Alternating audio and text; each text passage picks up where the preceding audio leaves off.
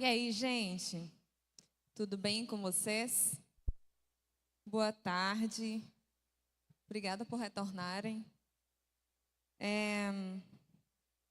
Eu fiz uns slides, mas eu acho que não vai conseguir projetar.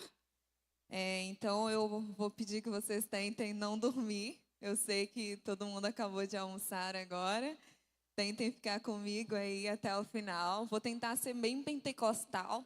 Sou meio reformadinha, mas vou tentar ser pentecostal para ninguém dormir. Então, nesse primeiro momento, gente, eu queria falar com vocês um pouco sobre a cosmovisão histórica e bíblica do racismo.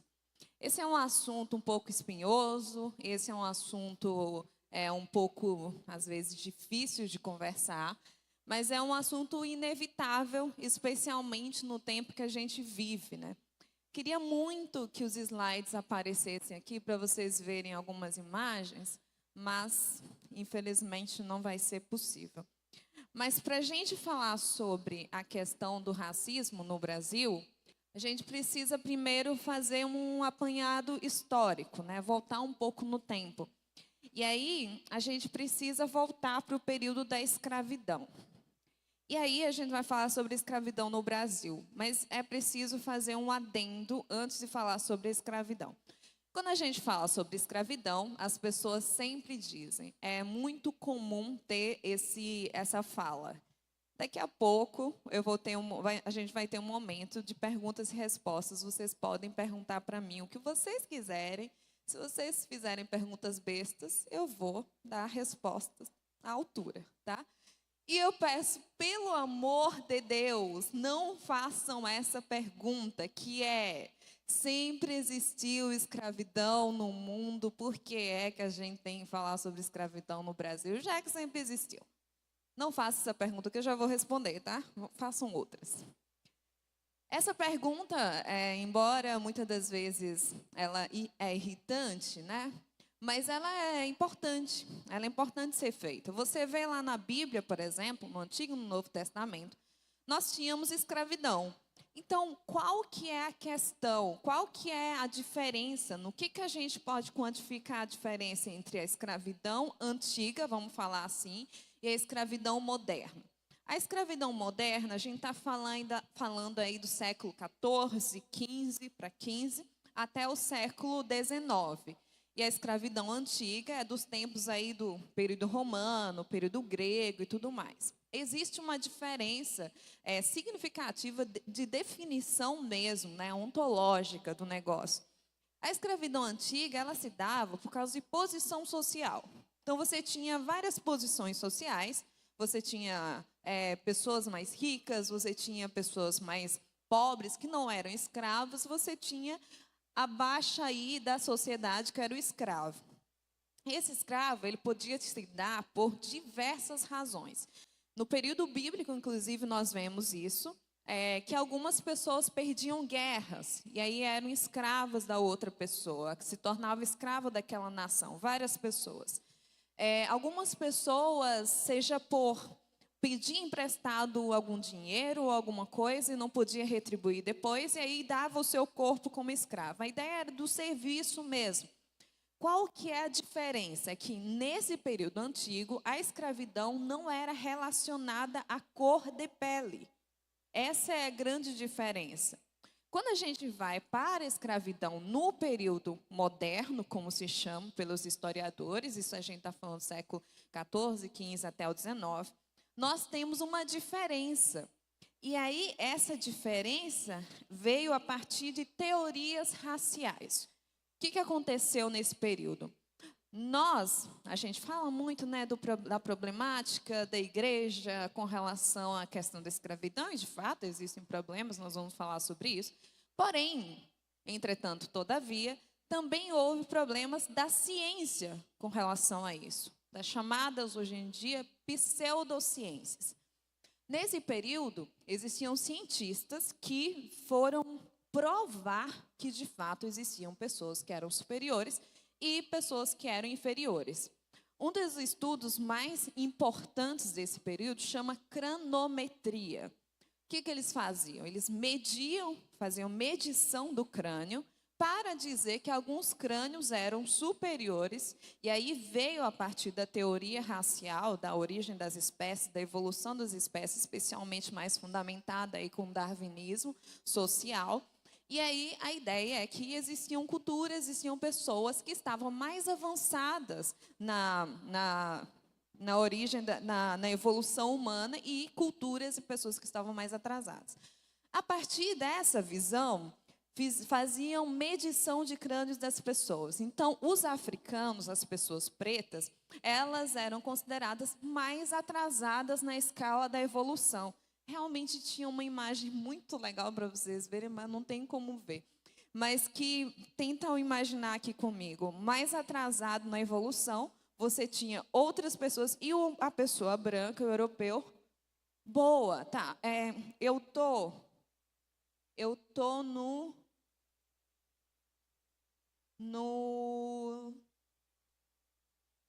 sexto slide, por favor. Boa, graças a Deus. Então, esse contexto histórico começa, ele é muito mais divulgado no século XIX, e aí emerge o conceito de raça. Porque, gente, vamos fazer uma diferenciação aqui. Raça só existe uma. Raça, biologicamente, só existe uma. A raça humana. Ponto final. Agora, sociologicamente, ela e historicamente foi criado a ideia da raça para dizer que existiam umas que eram superiores a partir dessa teoria da evolução. E aí é interessante uma coisa, porque quando o darwinismo social ele se torna muito mais difundido, nós temos alguns períodos do século XIX que o próprio Charles Darwin passa aqui no Brasil. O Brasil era considerado um lugar muito importante por causa da miscigenação que ocorreu. Porque a miscigenação era vista como algo reprovável, porque era misturar uma raça superior com a outra. Então, a gente está falando que no século XVI, a escravidão chega no Brasil, vários africanos são trazidos para cá de forma involuntária, e eles são trazidos com base nessa tese de que eles eram inferiores. Então, se é inferior, ele não tem o cérebro muito bem formado, ele não sente dor, ele não consegue raciocinar por si próprio, precisa de alguém guiando ele. Isso aí foi o que a ciência postulou, era o que era seguido, onde todo mundo achava isso normal naquela sociedade. Aí a gente chega no absurdo dessa tese, dessa teoria. Próximo slide, por favor. Aqui nós temos... Próximo slide, por favor. Aqui, vocês não vão conseguir ver direitinho. Ai, muito obrigada.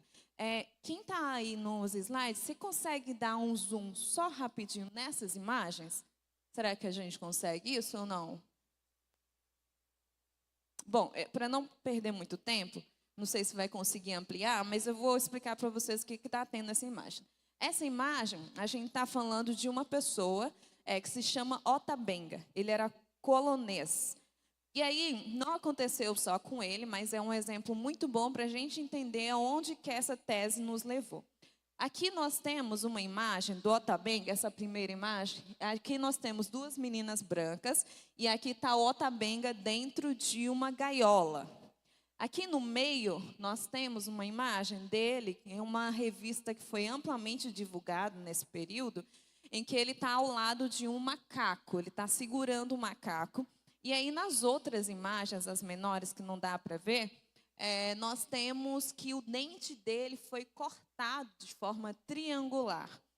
E aí, nessa outra imagem, ele está num local também em jaulas e com pessoas jogando banana para eles. O que aconteceu? Nesse período, tinha o que se chamava de gaiolas de humanas, zoológicos humanos.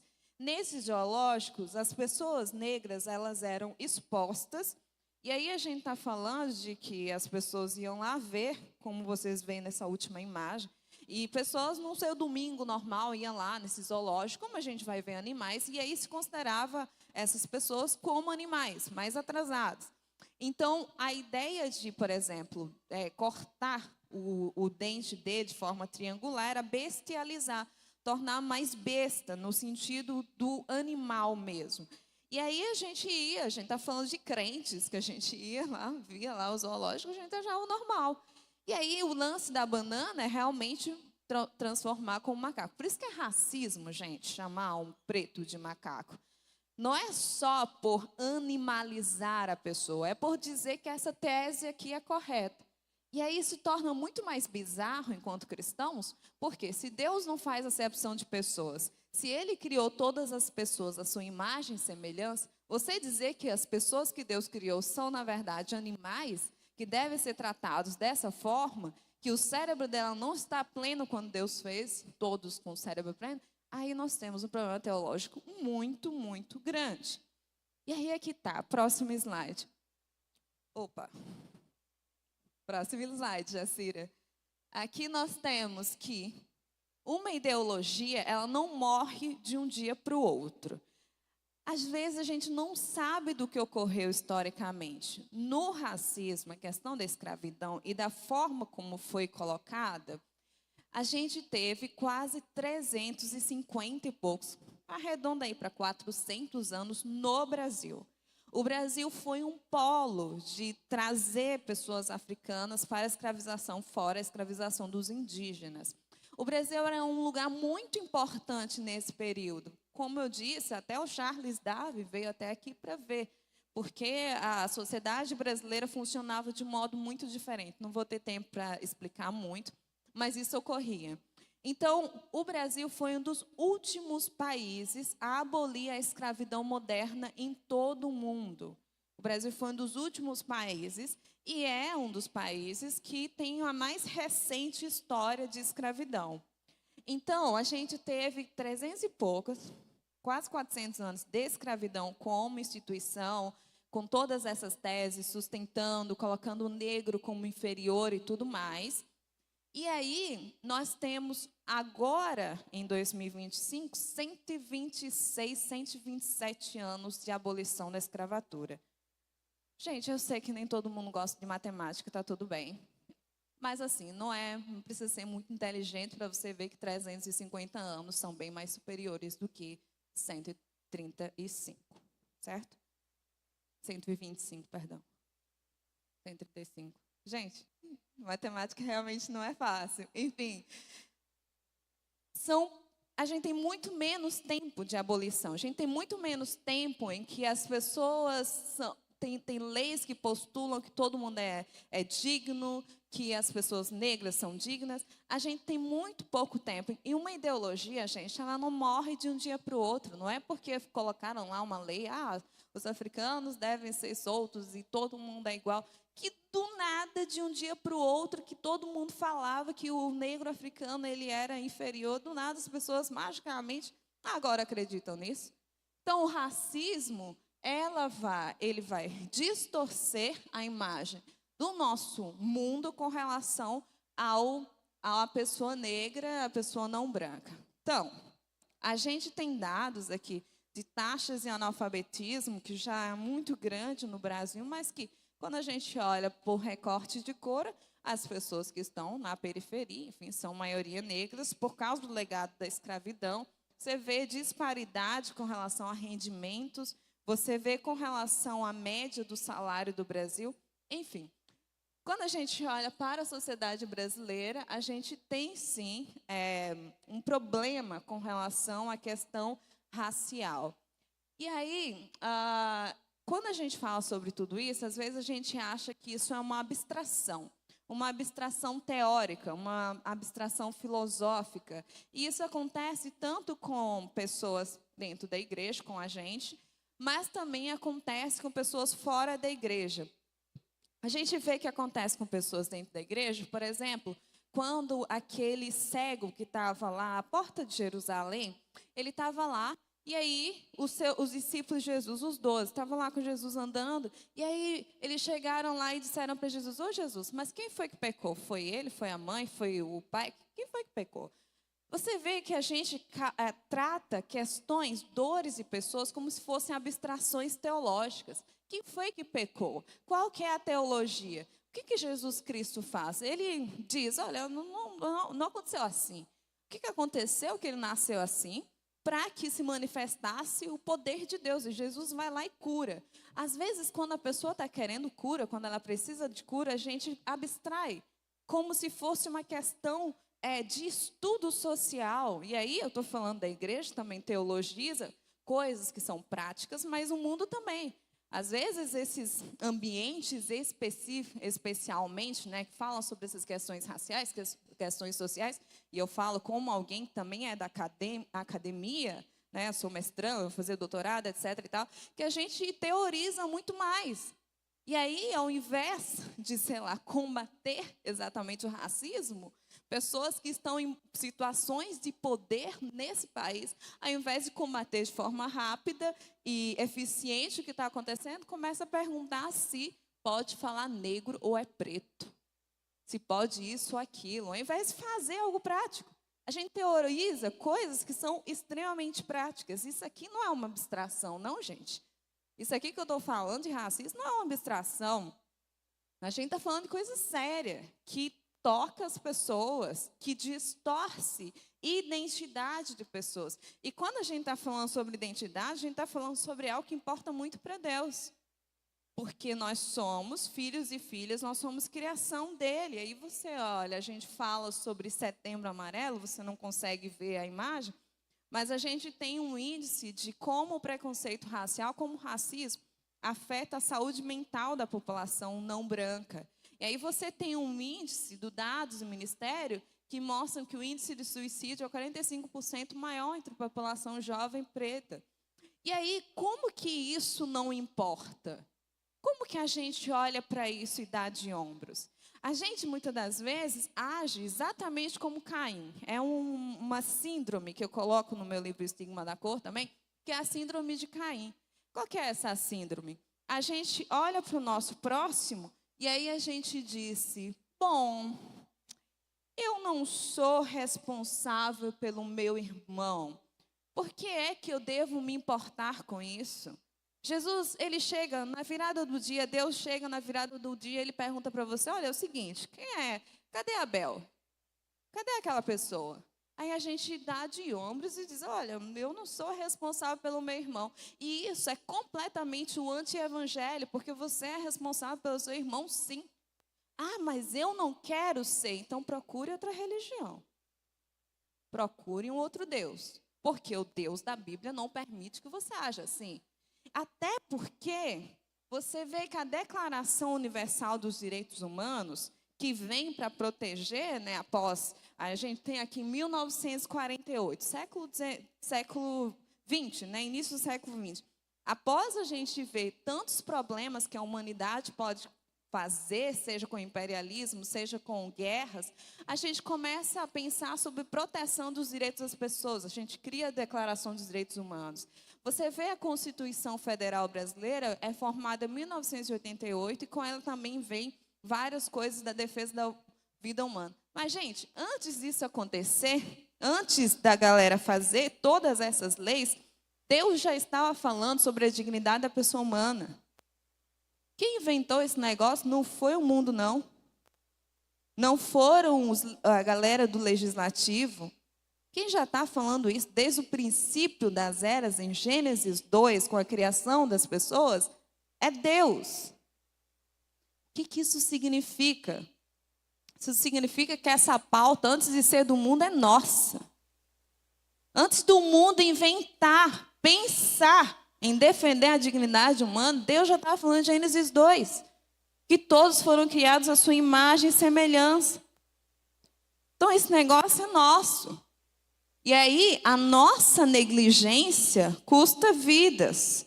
Aqui nós temos a declaração da parte da responsabilidade social cristã, do Pacto de Lausanne. Eles dizem que a mensagem da salvação também é uma mensagem de juízo sobre toda forma de alienação, de opressão, de discriminação. E não devemos ter medo de denunciar o mal e a injustiça onde quer que esteja. Às vezes a gente tem medo de falar sobre coisas que Deus fala. A gente tem medo de agir em prol de coisas que Deus está agindo. Isso é um grande problema. Se a gente não age como Deus age, a gente está mostrando de forma clara que esse Deus da Bíblia não é o nosso Deus. Se a gente tem medo de se preocupar com coisas que Deus, obviamente, claramente, se preocupa, isso é um problema. A Bíblia fala que Deus, ele se ira todos os dias contra as injustiças, contra os problemas. Por que é que a gente não se indigna também? O que está acontecendo? Por que é que a gente tem medo de denunciar as coisas se antes mesmo dos homens, dos pecadores, pessoas que não conhecem a Cristo, falarem sobre isso, Deus já está se preocupando? Por que a gente não se preocupa com isso? Qual que é o nosso problema? A gente precisa fazer uma avaliação séria com relação a isso. Se de fato a gente tem se preocupado com o que Deus se preocupa. E aí, sobre a questão do racismo, discriminação e problemas sociais, nós vamos ler agora Tiago 2, do 1 ao 13. Tiago 2,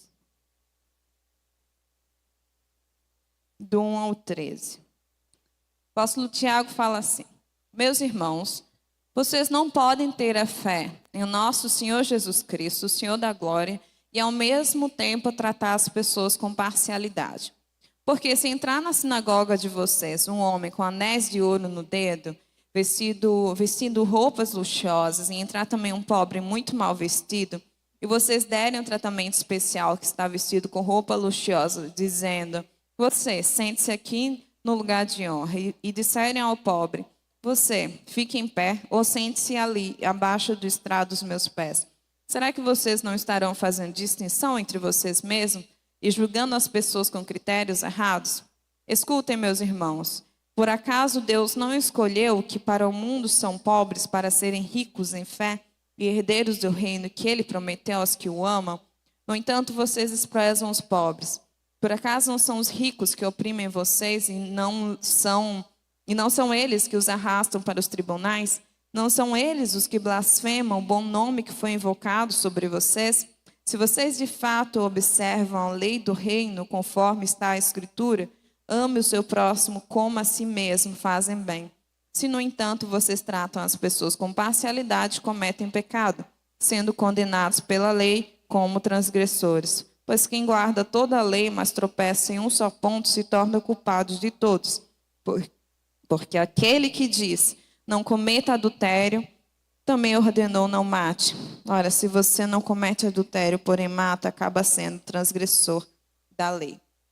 Gente, isso é uma coisa assim, da ética do evangelho, que chega a ser assustador, né? O que o apóstolo Paulo está dizendo aqui.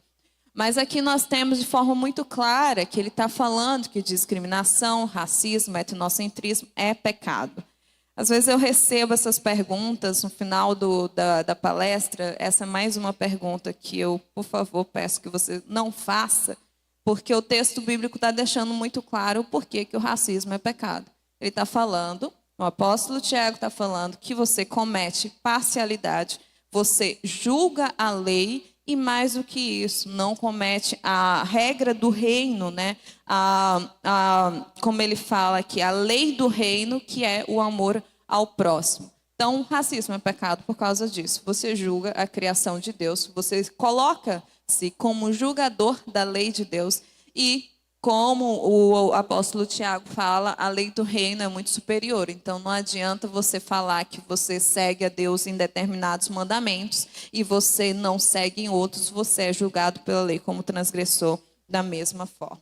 Então, isso aqui é algo que é essencial. A gente está falando do século I, que o apóstolo Tiago está falando isso.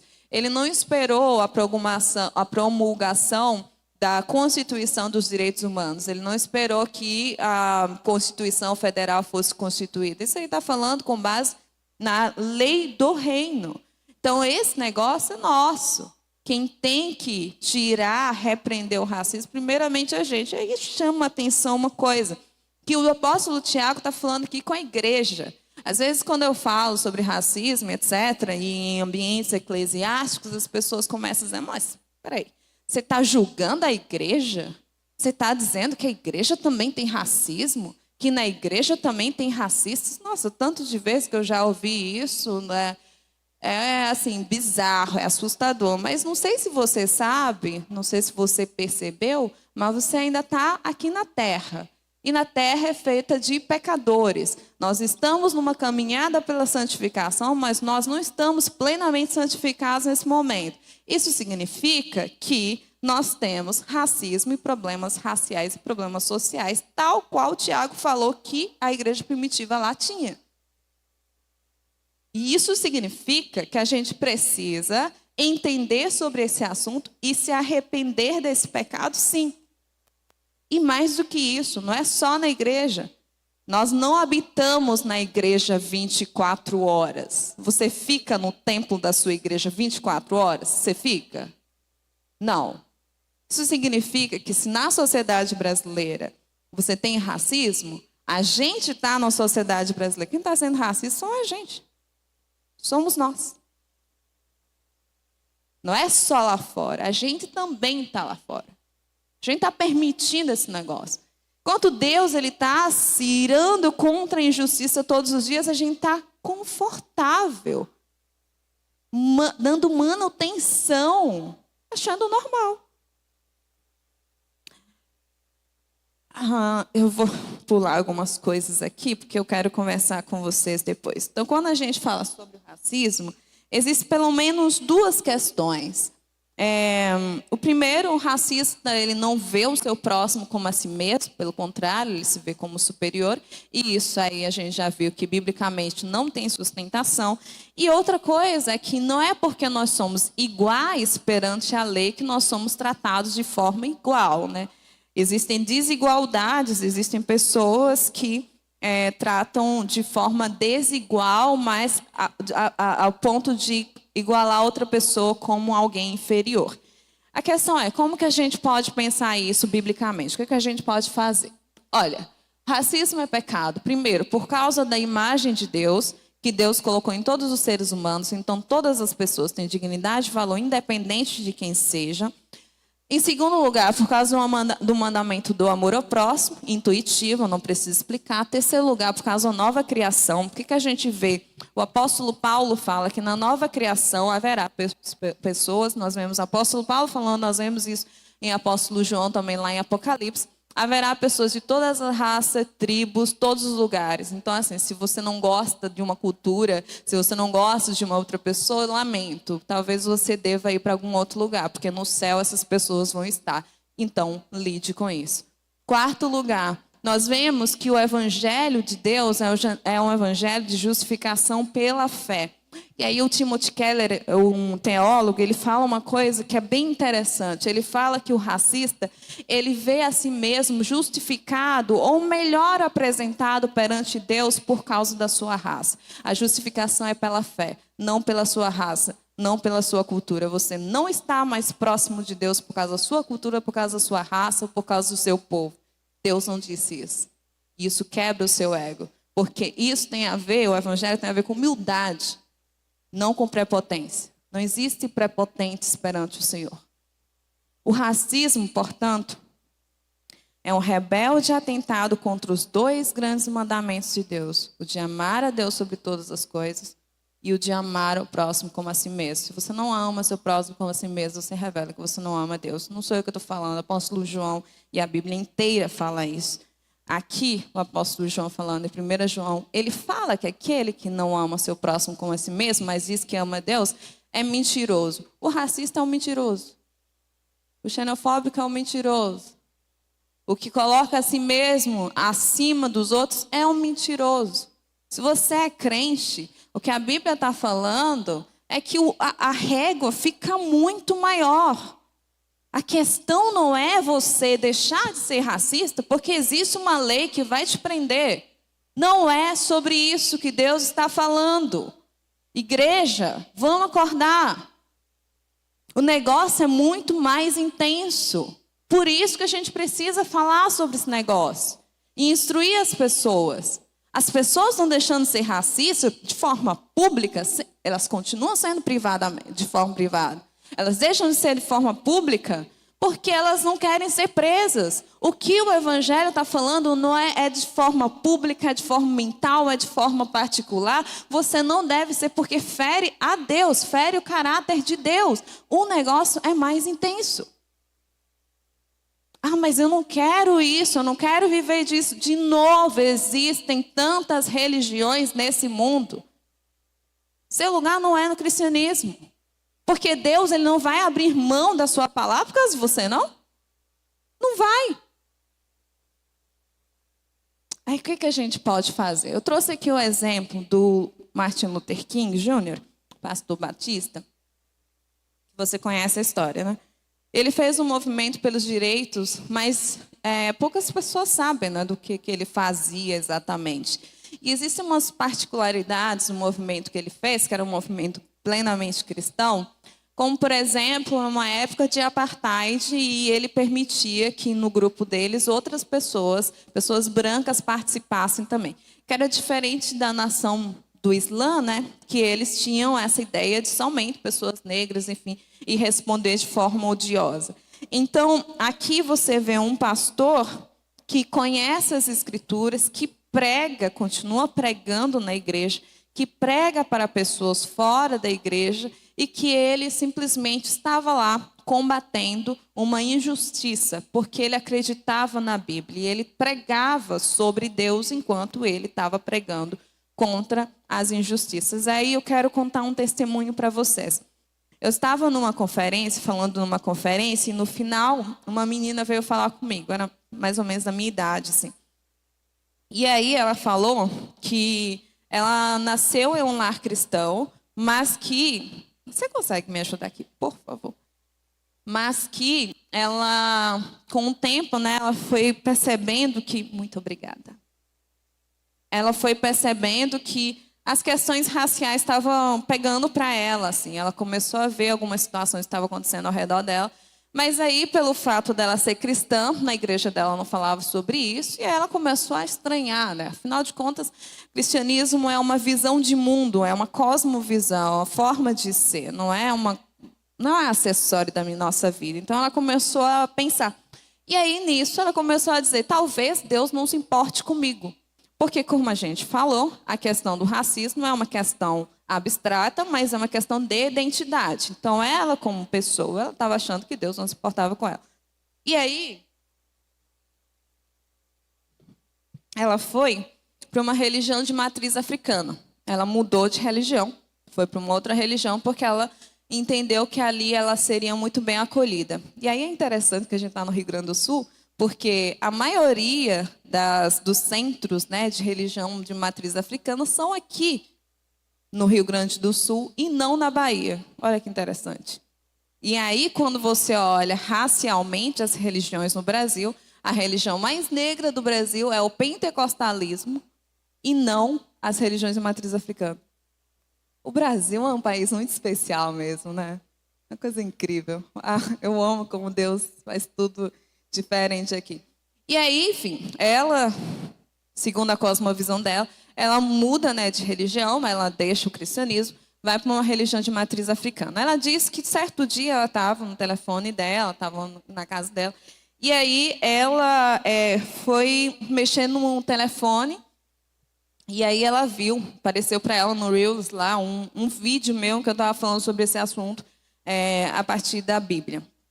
E aí ela fala que finalmente, tipo, o Espírito Santo de Deus tocou no coração dela e ela finalmente percebeu que Deus se importava com ela sim, mas que muitas das vezes a igreja não estava falando sobre isso, não estava falando da perspectiva aí de Deus sobre essas temáticas.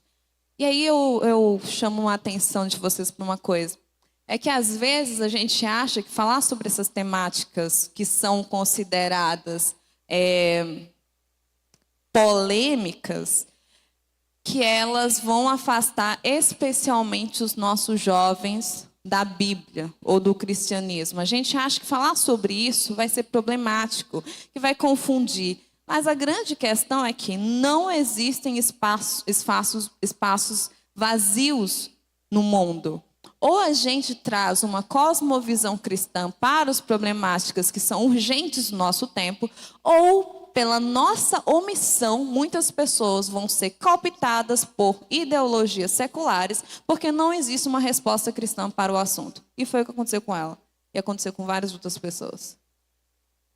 Por a gente não demonstrar como Deus se importa com essas pessoas, elas acabam sendo cooptadas por ideologias seculares, porque simplesmente não tem uma resposta. Porque parece que Deus não se importa. Porque parece que a Bíblia não tem nada a oferecer. Se não tem nada a oferecer, por que eu vou ficar aqui?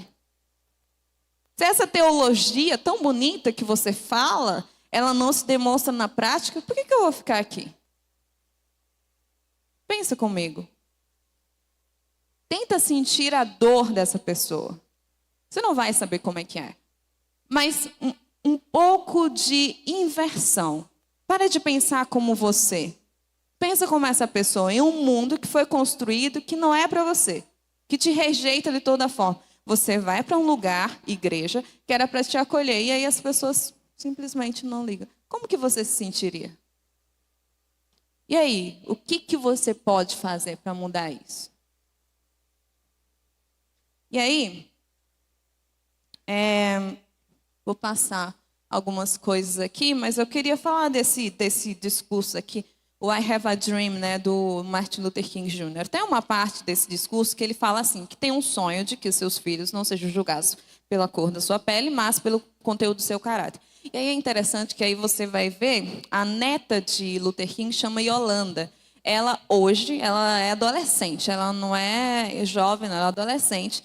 E hoje, nos Estados Unidos, ela luta contra o racismo da mesma forma que claro que é com circunstâncias diferentes, não tem mais o apartheid, pelo menos não legislativamente, mas ela luta contra o racismo até hoje. Isso significa que o sonho do Luther King não foi nem um pouco contemplado. Não só os filhos deles continuam sendo julgados pelo conteúdo da sua pele, mas também a sua neta e as próximas gerações.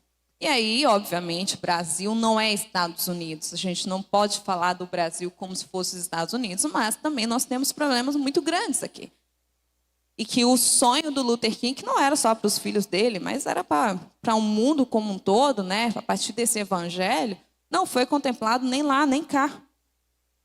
E aí, eu acho que o King diria para a gente, primeiro, lembrar desse período da escravidão, não esquecer. E desse legado disso ainda na nossa sociedade.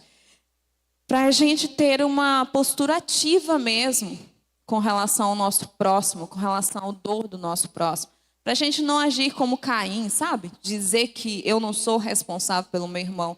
E isso vai de simples escuta, de você simplesmente ouvir. Não, mas como que é a dificuldade? Como que é no dia a dia? O que eu posso fazer? São perguntas muito básicas. Às vezes as pessoas só querem ser ouvidas. Elas só querem que você ouça o que elas têm a dizer.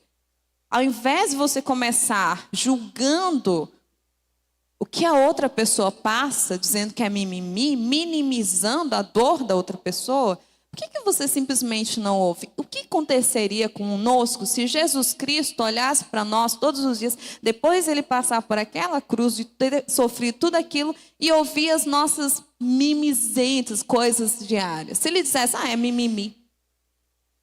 Como seria com a gente? Algum de nós seria salvo aqui? Por que a gente faz isso com o nosso próximo? Eu acho também que o Luther King diria para a gente não perder a esperança.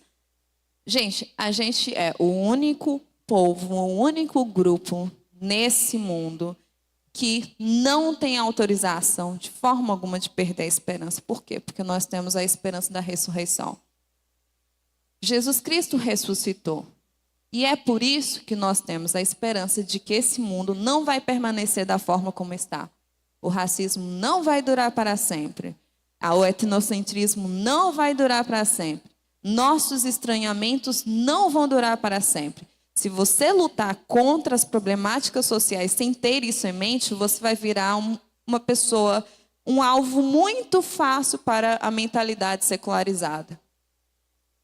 Uma das maiores diferenças é não perder a esperança. É acreditar que Deus, não eu, não você, mas que Deus pode mudar isso. Trabalhar ativamente enquanto a gente mantém a esperança. Não é algo fácil, E ter a esperança não significa que você vai ganhar. Pelo contrário, se você está ao lado dos marginalizados, você também vai ser marginalizado. Assim como Jesus esteve ao lado das pessoas e foi marginalizado. Mas manter a esperança é permanecer fiel até o fim, por causa da missão que Deus nos deu de reconciliação. E não porque o mundo vai reconhecer ou não. E aí a gente tem algumas dicas práticas aqui de combate ao racismo.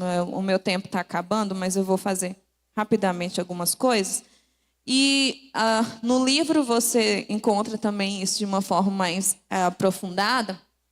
Mas aqui nós temos algumas dicas, tanto de esfera eclesiástica quanto de esfera individual. Da esfera individual, um dos primeiros pontos é conhecer o que é racismo. Gente, você não tem como combater algo que você nem sabe o que é. Às vezes uma situação de racismo está acontecendo do seu lado, você não tem como combater porque você não sabe nem o que é isso. Você não consegue identificar. E aí como é que conhece? Estudando, olha só.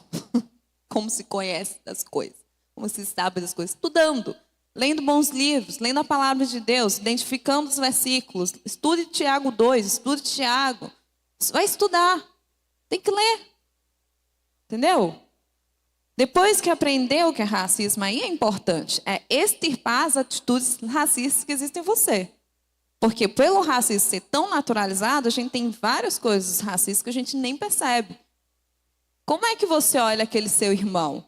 Por que é que você olha uma pessoa preta e você acha que ela não pode ser professora? Por que é que você acha que ela não tem aula como... De onde que veio isso? Questione a si mesmo. Por que você acha que essa pessoa só pode ser de emprego subalternizado? Nossa sociedade naturalizou isso, você naturalizou isso e a gente não faz nada a respeito. Então, é necessário fazer uma autoavaliação, não é só o outro que é racista. A gente tem um dado aqui do Brasil que a maioria dos brasileiros reconhece que no Brasil existe racismo, e quando pergunta, você é racista? Aí a pessoa fala que não. Gente, de onde está vindo esse racismo então no Brasil? É da água? É do ar? É a gente. Se a gente não se autoavaliar, não vai mudar nada. É importante também apoiar pessoas que estão fazendo isso. Apoiar em oração, apoiar financeiramente organizações, pessoas que estão fazendo algo com essa missão, né, de reconciliação. Por último, usar as ferramentas que você tem. O que você tem de ferramenta? Tanto nós aqui somos empresários. Essa questão de diferença salarial, nossas igrejas estão financiando isso. Usa as ferramentas que você tem. Eu tenho capacidade de ter emprego às pessoas. Tá, a maioria das pessoas pretas são demitidas no primeiro momento. O que você pode fazer? Enfim. Eu queria agora abrir para perguntas. Foi bem rapidinho, assim, mas eu acho que deu para sacar mais ou menos a ideia básica. Pede para a pessoa vir para frente e falar. Tá. Como que a gente vai fazer? Se você quiser perguntar, você vem até aqui na frente. Não precisa ter vergonha, por favor. Eu acho que esse é um momento para vocês aproveitarem mesmo. Vem aqui para frente, pergunta e aí eu respondo.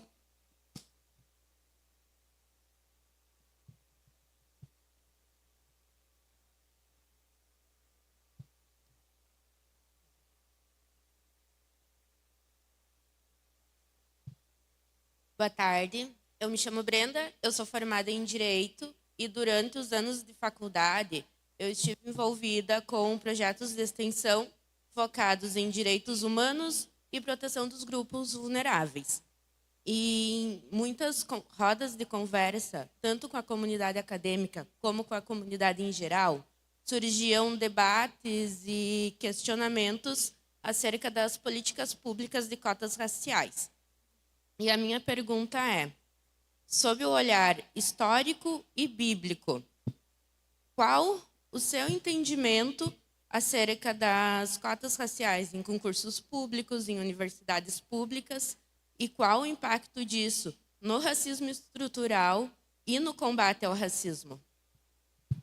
Olha, quando você vai para a Bíblia responde isso. Na verdade, você vê que a Bíblia fala sobre essa questão da restituição, né? De você capacitar, inclusive, pessoas. Você vê que as leis lá em Levíticos, né, que falam depois da pessoa escravizada e tudo mais, você dá condições dessa pessoa retornar para a sociedade. Então, essa visão, né, de você capacitar a pessoa para estar na sociedade é algo que é uma visão bíblica. A questão é como você vai fazer isso? Aí já é um outro debate. Você tem várias visões políticas, inclusive, sobre isso. Você tem uma visão que é mais conservadora, você tem uma visão que é mais libertária, você tem uma visão que é mais progressista. Independente de como você vai responder, o ponto é que, biblicamente falando, precisa se responder. Você perguntou sobre as cotas raciais, qual que é a minha opinião. E aí, nesse momento, gente, eu não estou falando da Bíblia, eu não estou dando carteirada bíblica, tá? Como teóloga, não. Estou falando a minha opinião. Eu acredito que elas são extremamente necessárias. Por quê? Porque você tem uma defasagem educacional brasileira que é em virtude da escravidão. As pessoas escravas, as negras, no período da escravidão, não estudavam. Então, você tem uma defasagem tanto na universidade quanto na escola básica, principalmente na escola básica, que a maioria das pessoas, jovens negros, não continuam depois, e que o governo precisa, sim, observar isso. Afinal de contas, quem trouxe os pretos africanos para o Brasil foi o governo, e ele precisa resolver o problema que ele criou. Agora, qual que é a minha questão com as cotas? Eu acho que ela se torna problemática, e ela é problemática, de certa forma. Eu não acho que ela deve ser tirada, mas que ela deve ser criticada e cobrada com relação ao tempo de existência dela. Porque você é de direito, você sabe, se você leu lá a lei das cotas, que era para ser uma medida temporária, provisória. Enquanto está se ajeitando a educação básica, especialmente a pública, as da periferia, a gente deixa isso aqui que é para as pessoas terem acesso também à educação superior. Mas está rejeitando a educação pública? Não está.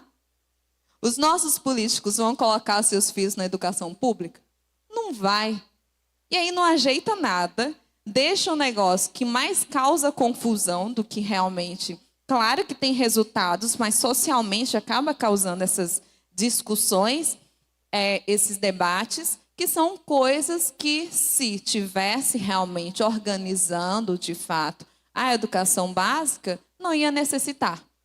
Eu não acho que é uma coisa de capacidade, que falta capacidade fisiológica, vou colocar dessa forma, do cérebro da pessoa negra com relação a isso. Não é sobre isso.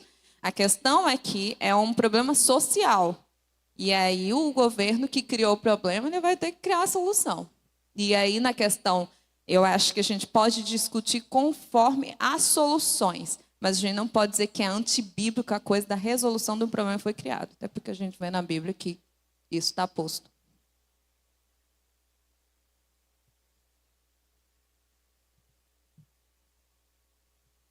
Tudo bem, eu sou a Débora. A minha pergunta é, mesmo sendo negra ou preta, porque é essa que é a minha pergunta, eu não consigo entender por que um dos termos é ofensivo, chamar a Débora é preta, Débora é negra. Se um dos dois é ofensivo, qual é a justificativa desses grupos que defendem que um dos termos é ofensivo? Né? Digamos, as minhas irmãs são brancas, porque elas saíram com a cutis do meu pai, eu saí com a cutis da minha mãe. Se elas me chamarem de negra ou de preta, para mim tanto faz, não é ofensivo, mas quem se ofende, qual é... não entendo assim da onde saiu essa ofensa. Por que um dos termos é ofensivo e o outro é aceitável? Eu não entendo. Eu acho que, como aqui tem a maioria branca, eles devem entender menos do que eu ainda. Eu amo essa pergunta, Débora. Então, essa é uma discussão que, na verdade, ela é bem recente. Você... como ela começa, especialmente mais, ela dá um boom, em um determinado BBB aí, eu não assisto, mas enfim, em um determinado BBB aí, que um dos integrantes falou, né, que você não deve chamar de negro, né, tem que ser de preto e tudo mais. E aí difundiu-se essa coisa aí na sociedade brasileira ao ponto de ministros de igualdade racial estar falando sobre isso ao invés de políticas públicas práticas de combate ao racismo, que eu acho um absurdo, mas enfim. E aí, de onde que vem? Essa discussão, na verdade, ela nem é do Brasil. Isso que me irrita. Porque a gente pega discussões que não são nossas, de culturas que não tem nada a ver com a nossa, transporta para cá, não contextualiza e aí traz um caldo e traz muito mais bagunça. O que acontece? Essa é uma problemática dos Estados Unidos, na verdade. Lá você tem o black, que é a cor, que é a forma como você deve falar com uma pessoa negra. Agora, tem o nigga. O nigga é uma expressão ofensiva, muito ofensiva. É basicamente chamar o negro de macaco, você chamar de inferior. Então, tipo assim, você chamar um preto nos Estados Unidos de nigga é você ofender a pessoa. Aí tem briga, enfim. A gente vê isso, inclusive, em filmes, né, que exemplifica e mostra isso. Você tem que chamar de black. E aí você traduz para o português. O black seria preto e o nigga seria negro. E aí começou toda uma discussão. Não, você não pode chamar de negro. O correto é preto, porque preto é a cor. Essa é a discussão, de modo geral, de onde está fundamentado. Agora, no Brasil não existe isso. No Brasil, de fato, tanto faz. O que o IBGE fala? O IBGE diz que um negro, no Brasil, é preto e pardo. Preto é a cor, é literalmente a cor. Então, o preto, a pessoa mais escura, e o pardo, no Brasil, são negros. Os dois são negros. Então, tipo assim, tanto faz se chamar de negro, que no caso é o grupo lá, ou se você chamar de preto, que é a cor. No Brasil, tanto faz. A gente importou uma discussão que não é nossa, que mais causa problemas do que esclarecimentos. E não tem problema falar esclarecimento, gente.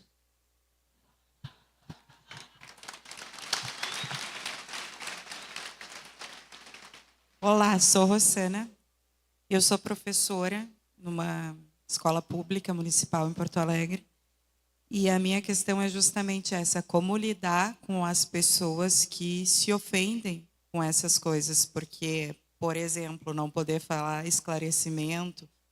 Ou ela estava falando sobre isso, eu estava lembrando que eu perguntei para um colega se uma aluna que tinha chegado era negra, porque ela é Down e a mãe dela é negra, e eu nunca vi nenhum Down negro. Então, eu perguntei, só que tinha umas 4 pessoas, e graças a Deus todas são cristãs dentro da sala dos professores, e ninguém se ofendeu com o meu negro, mas agora eu estava pensando que se tivesse outra pessoa lá dentro, provavelmente ela ia se incomodar. Então, para essas pessoas que normalmente não são cristãs e se ofendem com a coisa da preta, esse tipo de expressão, como que a gente lida? Se tu tem uma sugestão de como lidar com isso. Obrigada. Eu acredito que a gente tem que ser sensível, né, com as dores ou as origens de dores das pessoas. Eu não acho que a gente deve tratar como se fosse banalidade, embora muitas coisas de fato sejam. Eu acredito que é uma conversa honesta mesmo. É você, primeiramente, ouvir. O ouvir é muito importante. Você vê como Jesus fazia, né?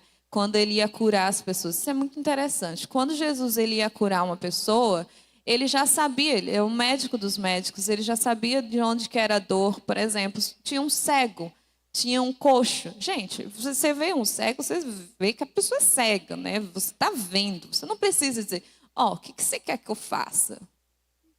É uma pergunta estranha, né? Jesus chega lá na pessoa e diz, o que tu queres que eu te faça? Eu acredito que isso é simplesmente sensibilidade, né? O nosso Senhor é muito sensível. Você vê várias vezes que fala que Jesus ele agia com compaixão, que ele agia com misericórdia frente aos outros. E eu acho que essa pergunta ela é muito importante para Jesus Cristo e deve ser para nós, porque ela revela que você quer ouvir o outro. Você quer saber da dor do outro pela perspectiva do outro. É muito fácil a gente dizer, é isso que acontece no Brasil, os dados são esses, mas você não sabe como é na pele do outro todos os dias. O simples perguntar o que queres que eu te faça, o ouvir a pessoa, isso traz muita sensibilidade para a gente e de saber de onde que é a origem, onde que é a origem da dor da pessoa. Às vezes é algo que a pessoa passou, né? Algo que ela viveu, enfim, que a gente não sabe. Depois, quando Jesus ele pergunta, né, o que queres que eu te faça, aí ele vai e age, né? Primeiramente ele ouve e depois ele age. Então é preciso a ação, é preciso muitas das vezes pedir perdão mesmo, sabe? Pedir perdão pelas coisas que a gente faz, pedir perdão pelas nossas omissões, porque omissão também é pecado, né? E perguntar para a pessoa como que você pode ajudar, como que você pode contribuir. Então, eu acho que no nosso mundo, especialmente, daqui a pouco, né, eu convido vocês também, que eu vou estar falando sobre hiperconectividade, né, e o evangelho, sabedoria digital aplicado a mídias sociais, mas em nosso mundo extremamente hiperconectado, as pessoas só precisam, às vezes, que a gente escute elas, que a gente a ouça, que elas vejam que elas existem, que elas não estão sozinhas, sabe?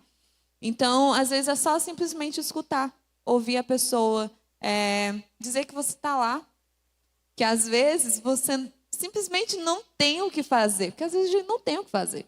E não dá uma de super-herói, eu vou resolver. Você não vai resolver, entendeu? Mas é simplesmente dizer, olha, eu não sei o que fazer, mas eu vou estar aqui do seu lado. Eu vou estar aqui para o que você precisar. Sei lá, minha saúde mental ficou muito ruim por causa de tudo isso que eu passei, tá?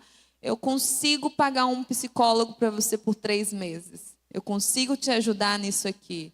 Eu consigo fazer... Enfim, o que você consegue? O que Deus te deu nas mãos? O que você pode fazer? Às vezes é só sentar do lado. Às vezes é oferecer um psicólogo. Às vezes é ajudar, né, de forma uma criança, você dá um reforço para ela. De tantas formas. Mas eu acho que começa pelo ouvir, sabe? Pela sensibilidade do ouvir. A gente precisa recuperar isso. Eu acho que dá mais para uma pergunta, gente. 2, então. Oi, Jacira, muito obrigada pela tua fala. Eu queria que tu falasse um pouco sobre o projeto Agostinhas e o porquê as igrejas não falam sobre isso. Acho que ficou muito claro aqui, né, nessa reflexão. Mas como as igrejas elas podem, a partir disso, se engajar nessa causa e falar mais sobre o racismo. Obrigada. Eu sei que eu nunca mais vou conseguir que as pessoas me dissociem do projeto Agostinhas. Eu não faço parte faz uns anos já. Mas o projeto Agostinhas, eu fui uma das fundadoras. É um projeto que surgiu mais para a internet, enfim, de divulgação de artigos e tudo mais sobre essa questão racial a partir de uma perspectiva bíblica. Então, são mulheres negras de várias regiões do Brasil. A gente se juntou para poder falar sobre isso. E eu acredito que um dos pontos principais para a igreja é, primeiramente, falar sobre o assunto, sabe? Quebrar essa ideia de que é um assunto só de um espectro político, mas entender que Deus tem algo a dizer sobre isso, falar sobre isso. Pode ser encontros mensais, inclusive, sobre temáticas que são importantes para a nossa época, como que Deus responde essas coisas. E, assim, disciplinar atitudes racistas também que a gente tem na igreja, né? Às vezes a gente vê que alguém foi racista com o outro, a gente simplesmente fecha os olhos, a gente finge que isso não acontece, a gente acha que um dos argumentos mornos é tipo, nós somos todos irmãos, então não existe isso no nosso meio. Não, nós somos irmãos. E se tem uma coisa que mais fere o outro é irmão, né? Irmão sabe como ferir o outro. Então é preciso que a gente tenha honestidade e criar canais, né, a partir da nossa realidade, a partir do dinheiro que a gente tem, de ação mesmo, que possam acolher essas pessoas, talvez psicólogos na igreja, enfim, ações concretas, né, da igreja como instituição também, que possa mostrar para a sociedade que Deus está usando, né, a gente para isso. Oi, eu tenho uma pergunta em relação... Eu tenho um amigo, e ele é de pele escura, mas ele é quem mais faz racismo nele mesmo. Então, no meu grupo de amigos, o que acontece é que quando ele fala muita coisa e ele se autoflagela. Tipo assim, eu não sei se é uma crise de identidade ou algo assim, mas antes, talvez, de alguém falar alguma coisa, ele sempre puxa algo racista sobre ele mesmo. E eu queria saber, como cristã, como me posicionar de maneira diferente? Ou o que eu poderia fazer em relação a isso? Essa é uma pergunta muito boa mesmo. A gente pode chamar isso que ocorre de autoestigmatização. Isso aí ocorre quando alguém começa a se ver a partir da cosmovisão do racista e não a partir de como ele é como ser humano. Agora, imagina, você cresce num mundo que coloca você como inferior. É quase que impossível você não se ver como inferior. E aí eu vou contar um testemunho meu. Eu não nasci no Brasil. Era para eu me apresentar no início, a Nea falou para eu fazer isso, eu nem fiz. Eu não nasci no Brasil, gente. Eu nasci em Guiné-Bissau, um país do continente africano. E eu fui criada no Brasil, em João Pessoa, na Paraíba, e agora eu moro em São Paulo. Então, assim, minha cultura são todas. E aí eu lembro que quando a gente chegou no Brasil, eu cheguei bem novinha, bem criança. E não tinha coisas básicas, assim, para pele negra, tipo coisas para cabelo, sabe? Creme de passar no cabelo, pentes apropriados. E aí eu olhava queria bonecas, né, para brincar. Não tinha bonecas que eu dissesse, poxa, essa minha filha, né, que se parecesse comigo. Eu olhava para a televisão, não tinha nada. Hoje em dia melhorou muito, mas nessa época, assim. Gente, nesse período, eu fui me autoestigmatizando e perdendo a minha identidade de uma forma que eu lembro que, eu sei que muitas pessoas já fizeram isso, que eu colocava, sabe, pregador de roupa, que você coloca a roupa no varal? Eu colocava no meu nariz, assim, esperando que no outro dia ele afinasse. Na minha cabeça ia afinar. Eu sei que muitas pessoas já passaram por isso, né? Porque eu queria ser branca para ser respeitada. E aí a coisa pior. Tem várias outras histórias, não vou ter tempo para falar, mas eu cheguei ao ponto de usar água oxigenada. Vocês entendem o que é isso? Água oxigenada para lavar a pia? Em mim, na minha pele, porque eu esperava que no outro dia eu ficasse branca. Então, tipo assim, poderia ter desmaiado, poderia ter morrido. Então, assim, essa coisa da autoestigmatização é muito pesada, mas ela é o caminho natural para alguém que se vê ferido o tempo inteiro. E aí você começa a acreditar, e aí como cristão ou pessoa na sociedade como um todo, você passa a acreditar no que a sociedade diz sobre você, do que Deus está falando sobre você. E aí precisa realmente de um processo, um processo longo, né, de cura, de você mostrar para a pessoa onde é que de fato a identidade dela está, o que significa de fato ser um humano, né? E como que Deus nos constitui, que Deus não errou, Salmo 139 ou 129, não estou lembrando, que ele formou a gente no íntimo do ser dele, de que todas as obras dele são maravilhosas. Aí é um trabalho realmente de restauração de identidade. Não é algo simples, não é algo fácil, mas que é algo extremamente necessário para uma sociedade que está adoecida. Para isso, passa por entender que a nossa identidade não é a nossa dor. A nossa identidade não é a nossa dor. E a pessoa precisa compreender isso. Só quando eu entendi isso que eu comecei a entender que eu não precisava me definir pelo racismo que eu sofro. Você já percebeu a mulher que sofre assédio? Ela fala, eu sou uma pessoa que sofreu assédio. Eu sou uma pessoa que sofreu tal coisa. A pessoa se define pelo que ela sofreu, pela falta, não por quem ele é. Pelo ódio que lhe foi transferido. Quando isso acontece, o problema para a identidade ser distorcida é muito grande. Então a gente precisa observar as nossas crianças, especialmente, né, que pela falta, pelas coisas que vêm na televisão, enfim, isso vai mexendo. É preciso que a gente observe nossos adolescentes que têm a identidade muito, muito distorcida, pelo que vê na internet, enfim. É importante que a gente faça esse trabalho de restauração da identidade, mas é um trabalho que é um caminho, é um processo, mas que a gente pode ser usado por Deus nisso, para as pessoas se verem como Deus as vê e não como a sociedade as vê. Gente, muito obrigada por terem vindo.